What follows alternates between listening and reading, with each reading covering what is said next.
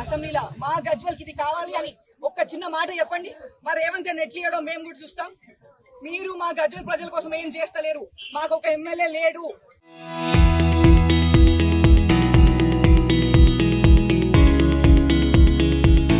మా ఎమ్మెల్యే లేడు అనేసి మేము ఇన్ని రోజులు ముందటికెళ్తున్నాం. మా ప్రజలకు ఏం కావాలన్నా సీఎం దగ్గరికి తెచ్చుకుంటున్నాం.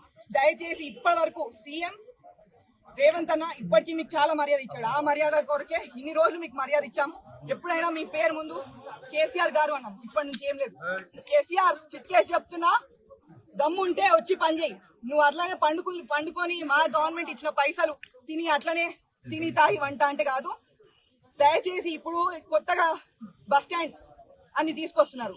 10 ఏళ్ల నుంచి మీ ప్రభుత్వమే బస్ స్టాండ్ కూలగొట్టి బస్ స్టాండ్ లేకుండా చేసింది. ఇప్పుడు కొత్తగా వచ్చి బస్ స్టాండ్ కావాలి, బస్ స్టాండ్ రమ్మను కేసీఆర్ని. కేసీఆర్ని వచ్చి బస్ స్టాండ్ గురించి అడుగుమను. ఎమ్మెల్యే కదా, ఆయన కదా అడగాల్సింది. అడిగితే మా సీఎం గారు చేయకపోతే మాది పూచి. దయచేసి ప్రజలకు కూడా చెప్తున్నాను, ఇప్పటి వరకు మీరు మన కాంగ్రెస్ పాలన చూస్తూ వచ్చారు.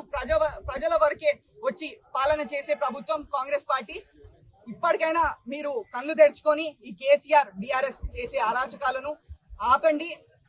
మీ మద్దతు కంప్లీట్ గా కాంగ్రెస్ కు ఉండాలని కోరుతున్నాను.